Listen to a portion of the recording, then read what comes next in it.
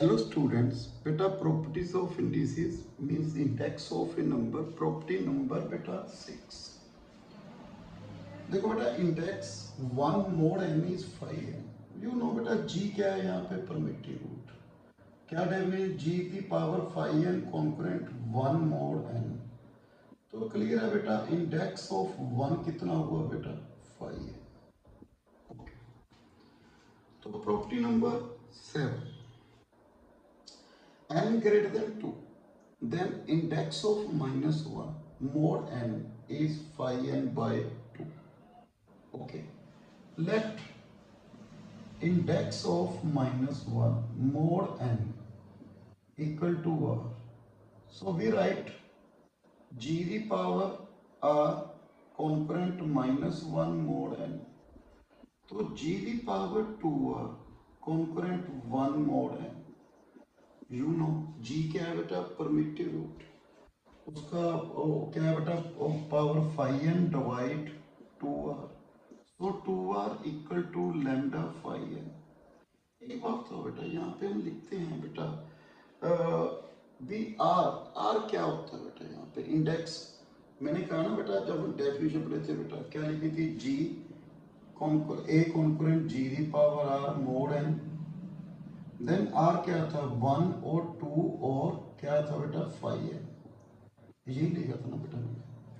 तो क्लियर है जो r है उसकी वैल्यू लेस देन और इक्वल टू क्या होगी 5n, 2r less than equal to 2 5n, 2r के lambda 5n less than equal to 2 5n, so lambda less than और इक्वल टू 2। लैम्डा क्या है बेटा पॉजिटिव या 1 होगा या क्या होगा बेटा 2।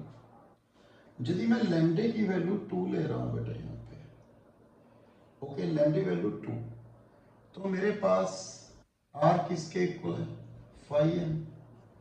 तो यहाँ पे देखियो बेटा g 5n कॉन्करेंट क्या है -1, बट हमें क्या गिवन है g 5n किसका कॉन्करेंट है 1, सो अवर सपोजिशन इज रॉन्ग। तो लैम्डा क्या नहीं होगा 2, तो लैम्डे की वैल्यू क्या होगी 1, 2r equal to 5n, r किसके इक्वल है 5n बाई 2। यही हमने क्या करना था बेटा प्रूव। अब मैं आपको एग्जांपल स्टार्ट कर रहा हूँ बेटा इसकी, examples of index of A number. तो फर्स्ट एग्जांपल क्या है, वैसे तो मैंने आपको पहले वीडियो में मैंने आपको एक कंस्ट्रक्ट द इंडेक्स टेबल बनाना सिखाया था बेटा। अब यहाँ पे एक बार फिर देख लो आप कैसे इंडेक्स टेबल बनाना है। कंस्ट्रक्ट द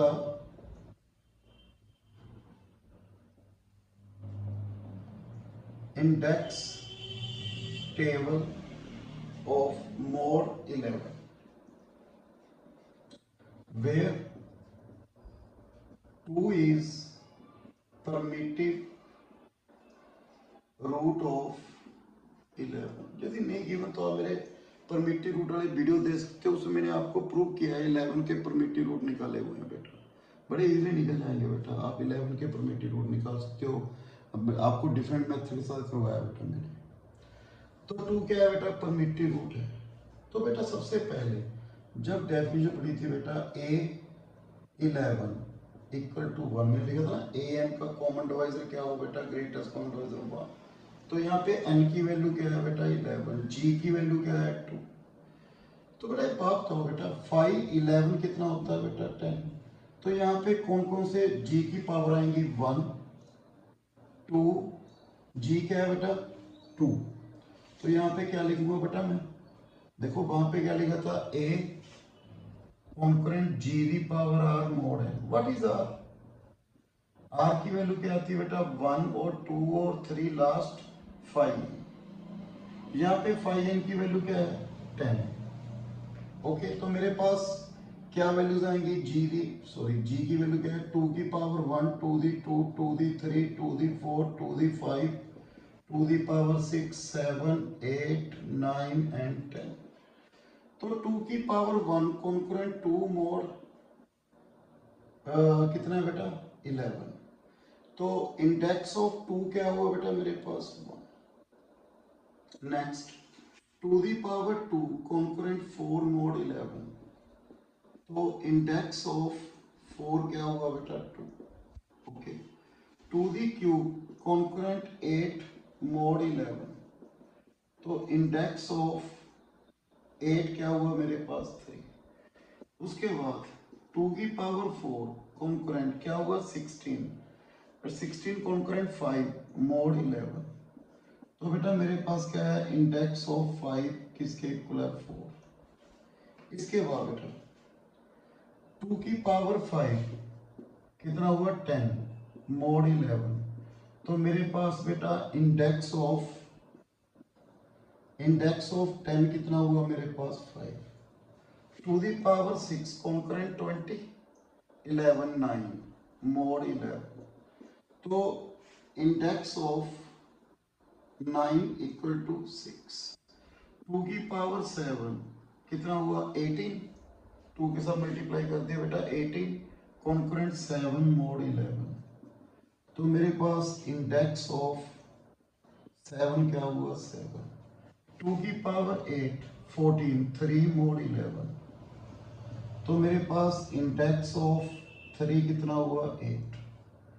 2 की पावर 9 कॉन्करेंट बेटा 2 गया 6 mod 11, तो इंडेक्स ऑफ 6 क्या हुआ 9। 2 की पावर 10 कॉन्करेंट 2 1 mod 11, तो इंडेक्स ऑफ 1 कितना हुआ मेरे पास 10। ओके, तो मेरे पास ठीक है बेटा ये वैल्यूज आ रही है, तो मेरे पास क्या हुआ बेटा देखो इंटीजर एंड इंडेक्स। अब इंटीजर 1, इंडेक्स ऑफ 1 कितना है बेटा 10। इंटीजर 2, इंडेक्स कितना है बेटा 1। Integer 3, index of 3, index of 3 कितना है बेटा 8। 4, इंडेक्स ऑफ 4, इंडेक्स ऑफ 4 बेटा 2। 5, integer 5, index of 5, index of 1 10, index of 2 1, index of 3 बेटा 8, index of 4 2, index of 5 4, index of 6 9, index of 7 7, index of 8 3, index of 9 6, index of 10 5। बेटा ये आपके index, आपने ऐसे बेटा टेबल बनाना है बेटा। ओके, नेक्स्ट वीडियो कंटिन्यू करूंगा बेटा example. So thank you very much.